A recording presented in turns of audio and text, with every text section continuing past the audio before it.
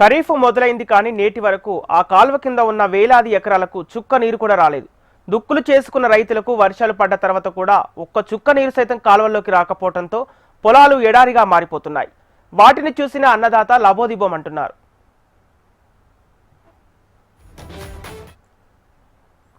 మన్యం జిల్లా పాలకొండ నియోజకవర్గంలోని 45 గ్రామాలు తోటపల్లి ఎడమ కాలువ ఆయకట్టుని నమ్ముకొని వ్యవసాయం చేస్తున్నారు. జూలై నెలాఖరు అవుతున్నా రైతులకు సాగునీరు అందటం లేదని, దీనివల్ల రైతులు చాలా అవస్థలకు గురయ్యే పరిస్థితి ఉంది.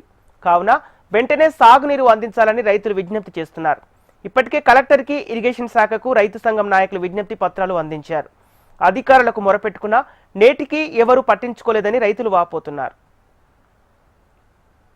పంటల టైం అప్పుడు నీరు లేదు. ఇప్పుడు వాన వస్తే దున్నాము, తర్వాత మరి నీరు లేదు.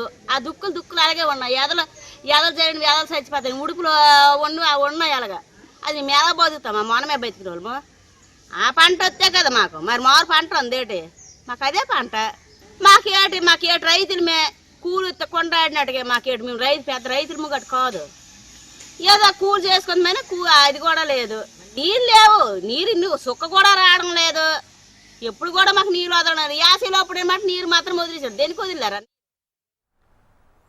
పాలకొండ, వీరఘట్టం, జిమ్మయ్య వలస మండలాల్లోని పలు గ్రామాలకు ఆయకట్టు కింద 12 ఏళ్లుగా సాగునీరు అందటం లేదు.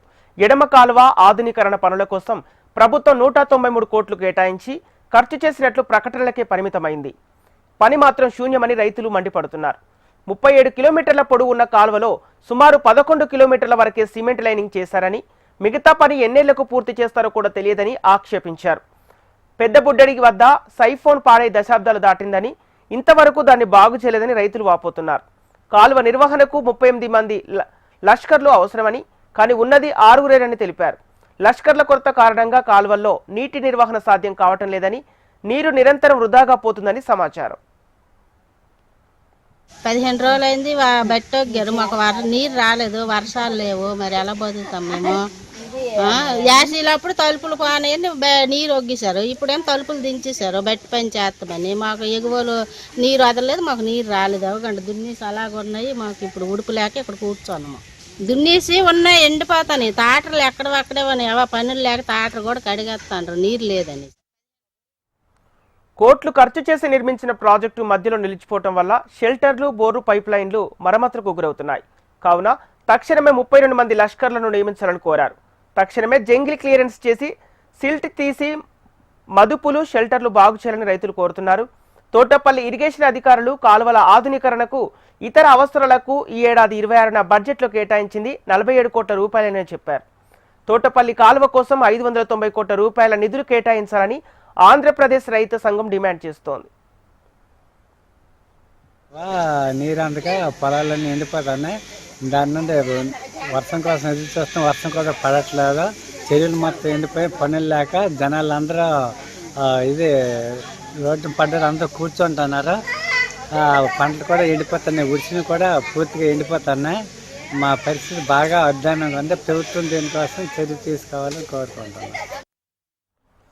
ఇక చెరువులలో కూడా నీరు లేదని, కాలువల పరిస్థితి దారుణంగా ఉందని ఆదర్శ రైతు కండాపు ప్రసాదరావు ఆవేదన వ్యక్తం చేశారు. ఇరిగేషన్ అధికారులు కొంతమేర బాగు చేసినా 45 గ్రాముల వరకు నీరు రావటం లేదని తెలిపారు. తోటపల్లి కాల్వ కింద ఉన్న వేలాది ఎకరాల్లో వరి పంటకు నీరు అందిస్తామని డిఆర్సీ మీటింగ్లో చెప్పడమే తప్ప క్షేత్రస్థాయిలో అమలు కావటం లేదని రైతు సంఘాలు ఆరోపిస్తున్నాయి. 2 రోజులు నీరు ఉన్నప్పుడు షట్టర్ దించితే ఆ షట్టర్ దించ ద్వారా అది నర్సరీకి నీరు వెళ్తుంది, యువతల పాల డిస్ట్రిబ్యూట్కి నీరు వెళ్తుంది, మరి ఇలా వడం కూడా వెళ్తుంది. మరి ఇంతవరకు ఒక చుక్క నీరు లేదు. మరి దీనివల్ల పాల డిస్ట్రిబ్యూట్కి ఏ నీరు వెళ్తుంది, పాలకొండ వడంకి ఏ నీరు వెళ్తుంది, నర్సరీకి నీరు వెళ్తుంది. మరి వాళ్ళు కూడా ఇప్పుడు నిన్న జేసీబీ పెట్టి మా రుద్దిపేట నర్సరీకి వెళ్తుంది కాలువ తీసి, అది కూడా మొదటి తీసి వదిలేశారు. అంటే ఆ వచ్చిన నీరల్లా మొదటి ద్వారా వెళ్ళిపోతే దిగున 6 మొదటికి నీరు ఎప్పుడు వెళ్తుంది?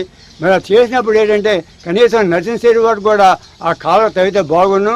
ఆ కాలువ తవ్వకపోవడం కూడా తగిన ఫలితం లేదు.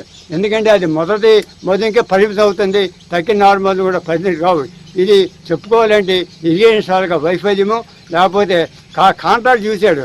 ఈ కాంట్రాక్ట్ కూడా తెలుసు ఇక్కడ, కానీ ఆయనకు కూడా అదే ఇంతవరకు చేసాం ఉన్న ఒక 1/2 కిలోమీటర్ చేస్తే రైతులు ఉపయోగపడ్డారని అతను కూడా తెలియదు. దీనివల్ల రైతులు నష్టం.